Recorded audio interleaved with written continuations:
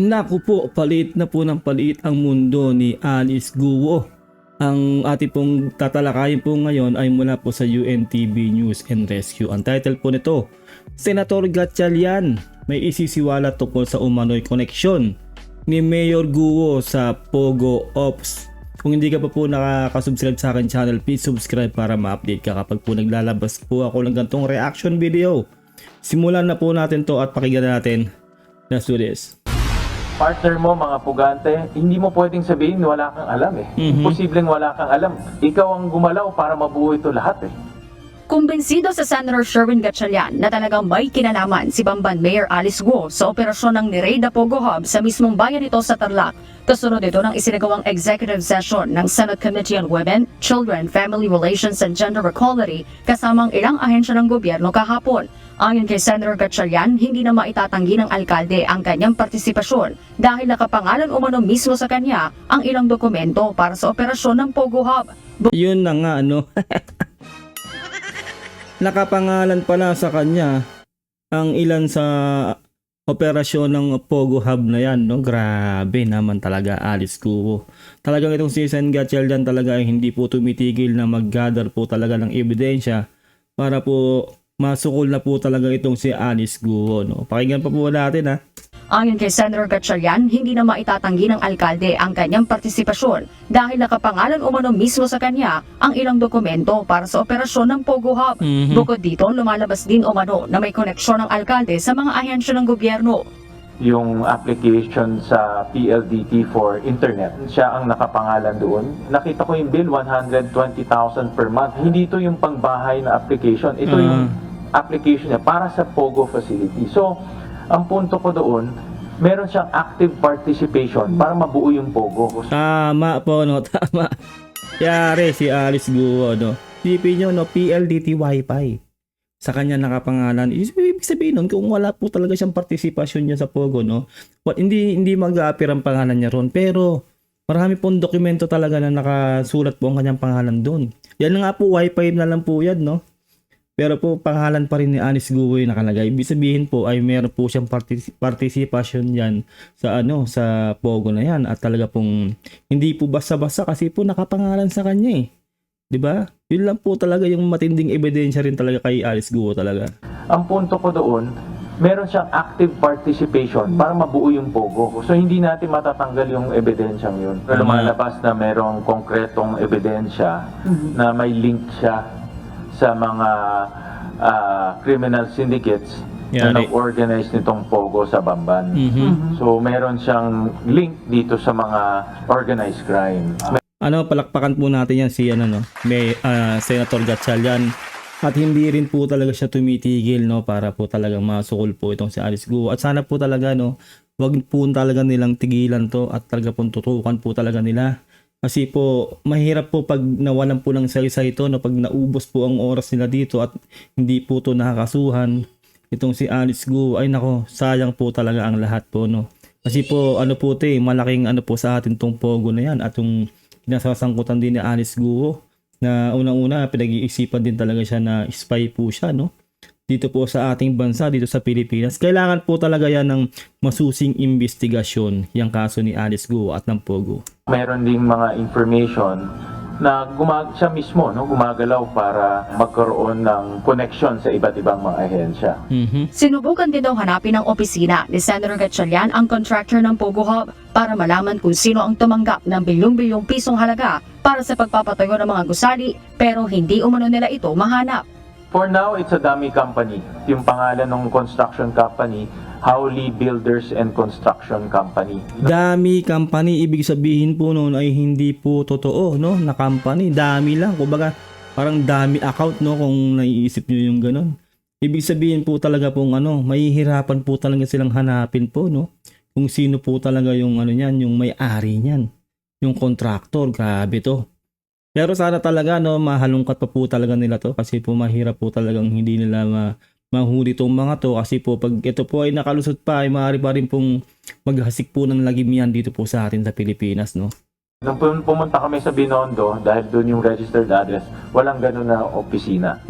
Natuntun din umano ng opisina ng senador ang engineer sa building permit pero napag-alaman nilang nasawi na ito. Ayun lang. Nung pinuntahan namin siya, apparently namatay na rin siya, no? May 17 siya namatay. This year, sir? This year. Siya yung pumiperma ng mga plano na ginawa ng mga Chinese. At inamin rin ng pamilya na yon. But ang cause of death is heart attack.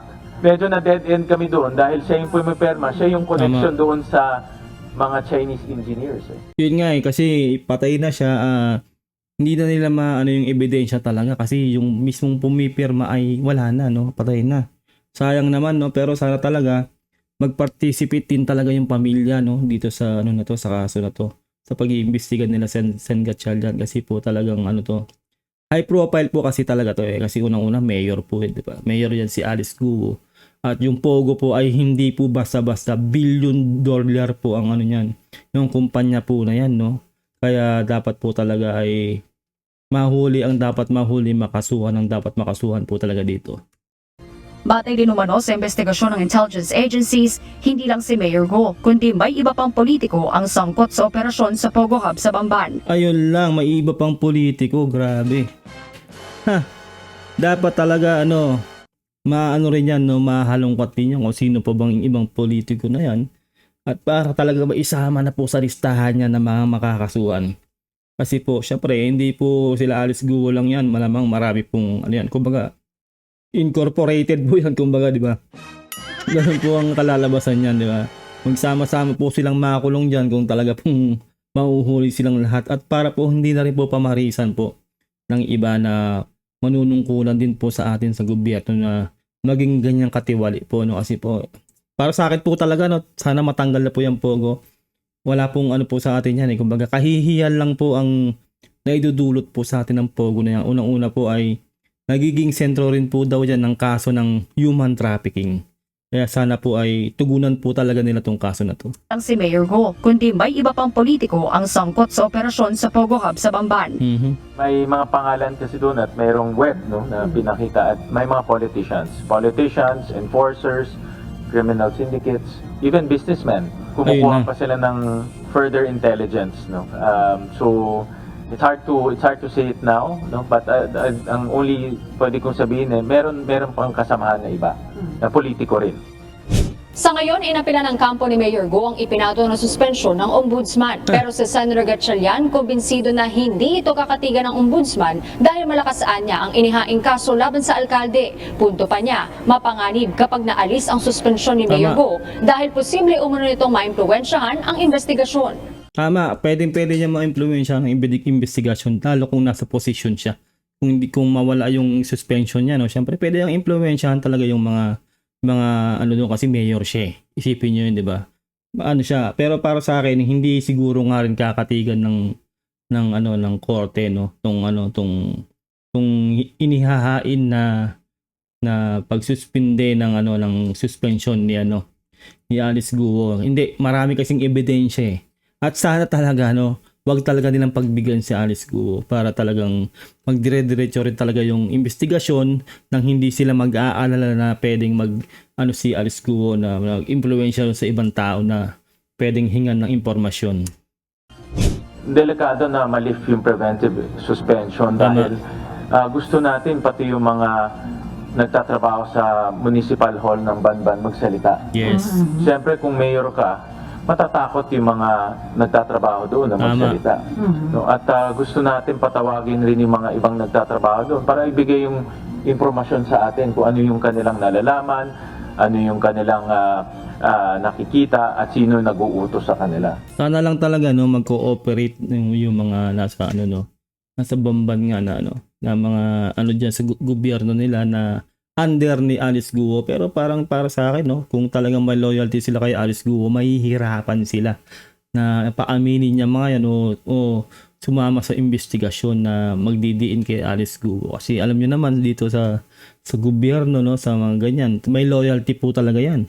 Siyempre, yun po yung nagpapasahod sa kanila yun po yung kaalyado nila, yung bossing po nila matatawag di ba? Pero sana naman talaga mag-prosper po tong kasong to. Ano yung kanilang nakikita at sino nag-uutos sa kanila. muling nanawagan sa Senator Gatchalian kay Pangulong Ferdinand Marcos Jr. na ipagbawal na ang pogo sa bansa. Yes. Lumalawak na yung kanyang galamay. At ang kinakatakutan ko, baka umabot sa punto na hindi na natin makokontrol itong mga ito. Tama. Sila na ang kokontrol sa gobyerno natin. Ayun lang, 'di ba? Pares pala kami ng sentimiento nito ni ni Senator Gatchalian na talaga pong matigil na po yung pogo na yan, no. Kumbaga, nagre-reach out na po siya sa ating Pangulong Bongbong Marcos. Sana naman matugunan to ng ating Pangulo, no. Kasi wala po talagang mangyayaring maganda pag may pogo po, no. Yun nga po yung pangamba po ni Senator Gatchalian na baka pati talaga sa gobyerno po ay makialam na po talaga o makapasok na po talaga yung mga nasa pogo na yan, no. Delikado po talaga yung kasi alam naman na po natin yan na mga Chinese po talaga yung head niyan, yung kumbaga yung sentro ng pogo na yan. Harleen Delgado, UNTV News and Rescue. Ayun lang po, no, ate po nagawa ng reaction video to. Kayo po, ano pong masasabi nyo at sa loobin nyo dito sa ating napanood na to sa kaso ni Alice Guo at sa mga sinabi po ni Senator Gatchalian? I-comment nyo na lang po sa baba. Kung hindi ka pa nakasubscribe, please subscribe para ma-update ka kapag nalalabas po ako ng ganitong reaction video. Ingat po kayo lahat. God bless and peace out. Bye.